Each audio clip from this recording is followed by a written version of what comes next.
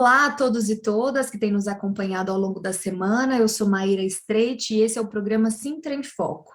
Como vocês já sabem, o nosso programa nesse período está focado nas eleições autárquicas do dia 26 de setembro.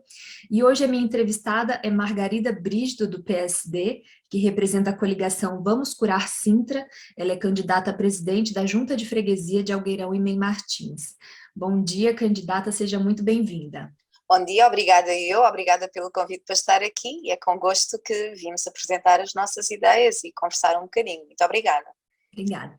Bom, para começar, eu vou pedir então, por favor, que a senhora se apresente, fale um pouquinho da sua trajetória pessoal, da sua carreira, das suas motivações para entrar na política, tudo isso.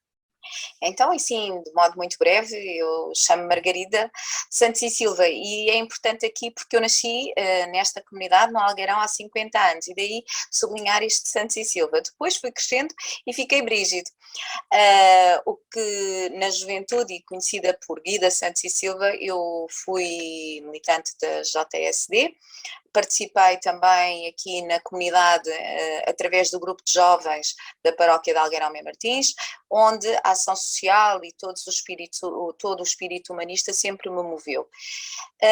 50 anos depois, porque eu faço 50 anos este ano, eu achando que a minha comunidade não estava bem, que estava muito parada, que não tinha uma série de condições que eu sinto que são de necessidade urgente para que as minhas filhas queiram cá ficar, parou no tempo e então eu decidi aceitar o desafio que me foi feito pelo meu partido, juntar-me a esta coligação de 7 partidos e vir aqui tentar cuidar de Algueirão Mem Martins e Mercês. Sim, então a senhora é de Algueirão Mem Martins, conhece bem a região, né? E quais seriam, na sua opinião, então, os maiores problemas e os maiores desafios a serem enfrentados em uma eventual gestão à frente da Junta de Freguesia? É assim, eu acho que, como eu dizia, é uma comunidade que não está a ser vivenciada, ou seja, as pessoas moram em Algueirão Mem Martins e Mercês, mas depois não vivem em Algueirão Mem Martins e Mercês. Durante este tempo de campanha, para além das minhas opiniões pessoais, eu fui escutando as pessoas que connosco se cruzam na rua e o que vimos e ouvimos tem a ver com a ausência de espaços onde as pessoas de lazer, de espaço onde os jovens possam estar, de espaço onde as crianças mais pequeninas, os pais as possam levar.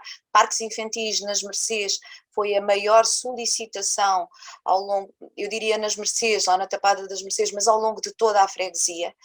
A questão de uma freguesia que está suja não nos dá bem-estar e foi outra das questões que aqui nos foi colocada.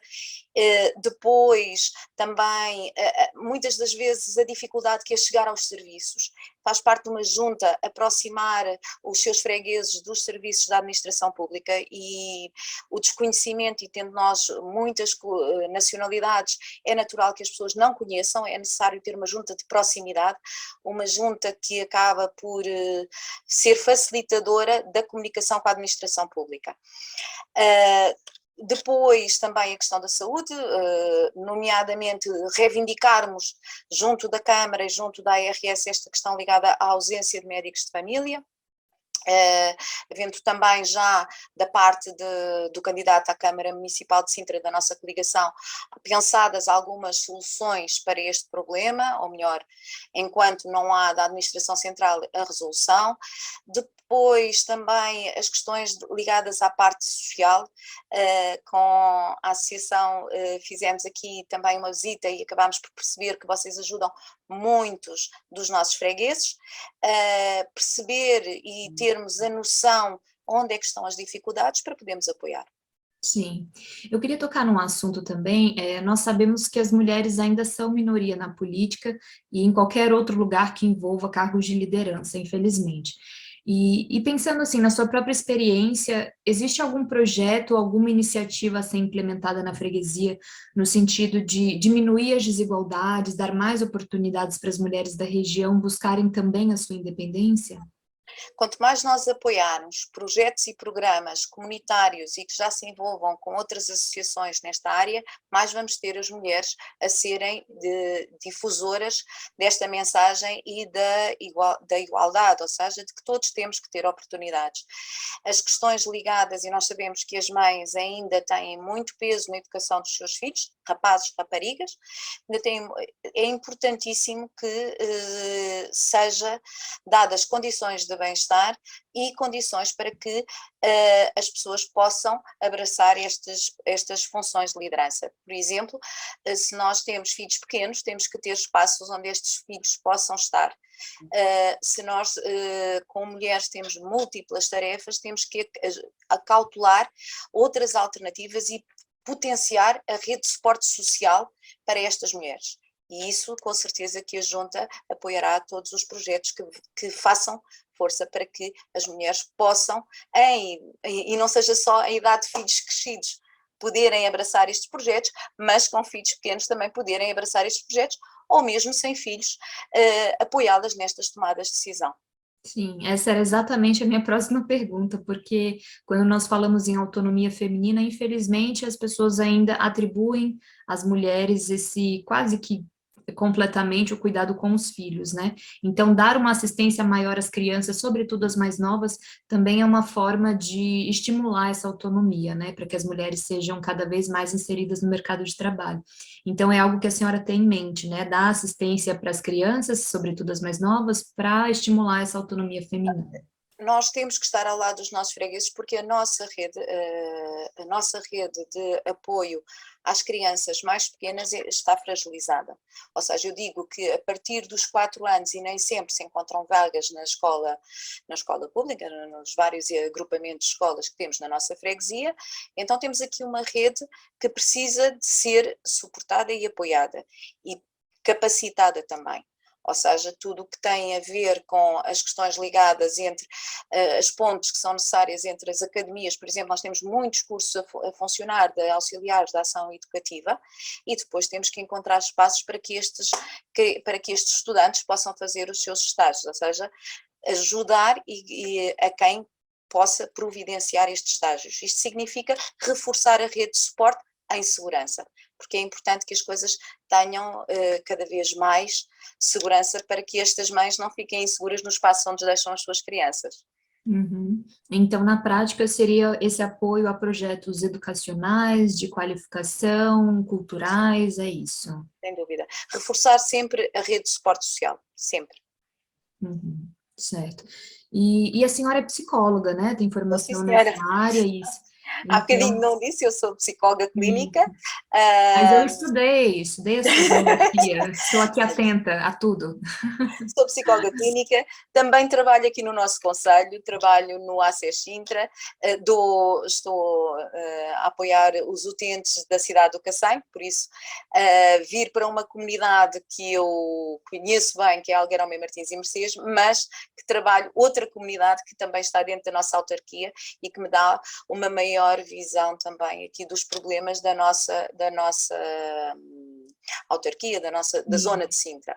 Eu chamei a atenção para esse fato porque, assim, nós temos acompanhado o quanto a questão da saúde mental tem sido um assunto cada vez mais falado nas redes sociais, nos meios de comunicação, principalmente durante o confinamento, houve muita reflexão sobre esse assunto. Então, eu queria saber, ao mesmo tempo a gente sabe, né, que muitas pessoas não têm acesso a um acompanhamento psicológico ou psiquiátrico adequado.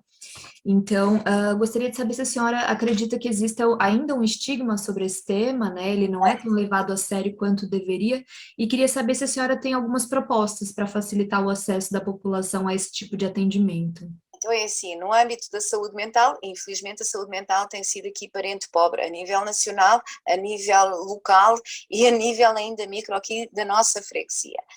Ou seja, aquilo que as nossas propostas vão sempre na promoção da saúde mental, sempre na promoção da saúde mental, na prevenção da doença mental. E nesse sentido, tudo o que seja quer criar a rede de aproximação, e por isso eu falava na rede de aproximação dos recursos da administração pública. Eles são frágeis, existem e devem ser reivindicados pelo Presidente de Junta, quer à autarquia, quer aos serviços centrais, das necessidades que a nossa população tem e que os nossos fregueses têm.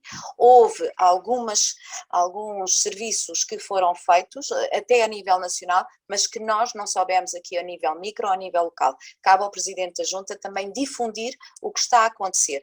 Quais são os recursos que os fregueses podem e devem utilizar se necessário. Muitas das vezes existem respostas, mas elas não são divulgadas. E isto cabe muito a uma junta ser porta de entrada para a divulgação de tudo quanto se vai passando na nossa freguesia. Daí a nossa proposta de haver um site, o site e as redes sociais terem que estar atualizadas. Hoje os jovens utilizam determinadas redes, as pessoas mais crescidas utilizam outras e a junta tem que saber isso. Tem que estar, o site que existe hoje em dia, na nossa junta de freguesia, não nos diz onde estão os parques, não nos diz onde estão os serviços, quais são os números de telefone que podemos ligar em, por exemplo, quando existe ideação suicida, quando existe crises de ansiedade, e existem linhas de apoio que estão e que nós precisamos de as divulgar e de as potenciar e reivindicar quando não existe resposta. Tendo eu nos cuidados de saúde primários, tenho a noção clara da ausência de resposta. Sim, ou seja, nós sabemos das limitações, né, das competências da junta de freguesia, mas o que a senhora está dizendo é que tem que estar sempre muito atenta às necessidades da população, ouvir essas demandas e se colocar à disposição para fazer essa ponte com a comunidade, né? E a comunidade muitas vezes tem resposta, porque várias associações vão criando as suas respostas querem ser parte da solução. Cabe à junta, tendo conhecimento dessas soluções que determinadas associações vão tendo, difundi-las, divulgá-las, para que possam ser usadas para os fregueses a que se destinam. E isso, porque muitas vezes a associação vai tentando preencher uma lacuna deixada pelo poder público, né? É o que geralmente acontece. E por isso é que a comunidade e as juntas têm este privilégio, que são o primeiro contacto, ou seja, são a primeira rede com a administração pública.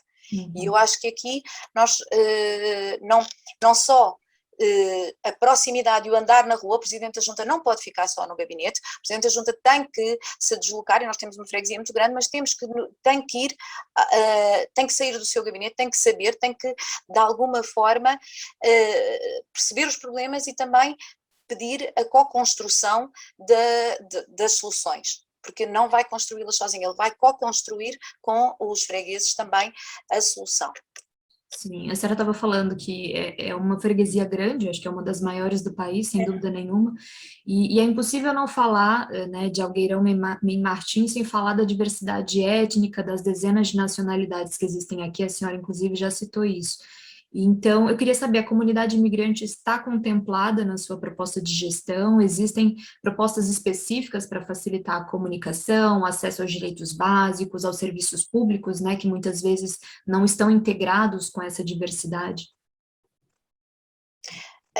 Existe na nossa proposta, nós temos um cuidado muito especial, porque Algueirão Mem Martins e Mercês foi escolhido por várias pessoas de nacionalidades diferentes para virem para aqui residir. O que significa que o processo de inclusão tem que acontecer.